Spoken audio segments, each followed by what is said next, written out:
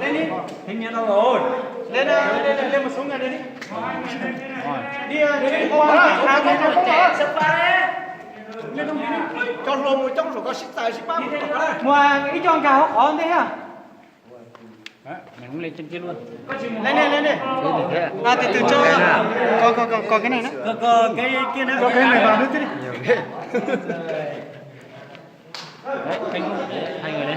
Cái này quay đâu quay thế bây giờ có ở nhiều nhá.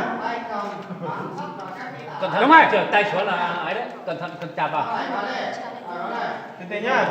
chỉ ra đủ rồi tôi làm đây Có cái này nhá, cho cái này lên nhá. Tuấn ơi. Giữ cái này đi. Kéo lên. Đấy anh em nhiều lắm.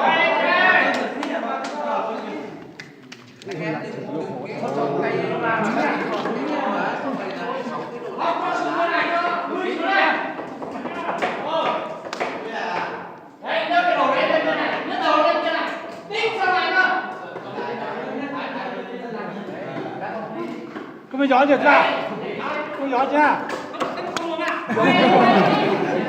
cũ à? Nhà cũ à? Nhà cái lò cái con tới là con lò hay đấy. Đá cái tôi nó chỉ nó cho dày thế nó. Nhưng giờ em phải thôi. Không có tay ha.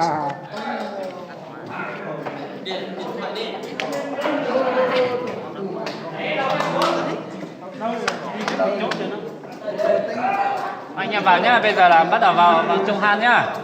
Anh nhá, vào trong kia là thích chụp ảnh đi. Đủ các kiểu ảnh mà về kỷ niệm. Vào trong thì còn có suối chảy dốc rách, tiếng hát của những dòng thác.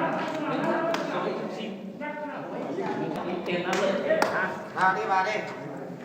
Cái quan trọng là mấy anh em mình nếu mà thì anh em mình làm cái bậc thang ở đây nữa cơ. Thì mình cứ ắt cái này lúc xuống khó lắm ấy cái này làm sợi đi. Chỗ nào đứng đeo đấy. tỉnh ở đây mình cái này từ đây bắn lên trên kia lúc xuống Tức là trước ông bảo vệ Làm dày từ kia lên luôn. Đúng rồi. thời chiến tranh ông bảo vệ là ông phải ngoài đây cần sống đấy nhỉ. Có anh qua anh vào là dĩ sống vào, không báo cáo thì bán luôn. ở thổ lò nó giờ đó nó ta thổ lò nó nhuộm nga quên tù luôn đấy Giờ có mấy tôi không nói nhỉ. Mua tủ tỏ này. Anh em mình tính kiểu gì đi? Tính cái này nó có cả. Chỗ tủ tỏ này, mua tủ nó đi. Mua tủ tỏ nó. Cái này xuống khó. đến đâu thì hay đó đi đến đâu thì hay cái đấy Không chuẩn bị gỗ nhỉ. xuống khó lắm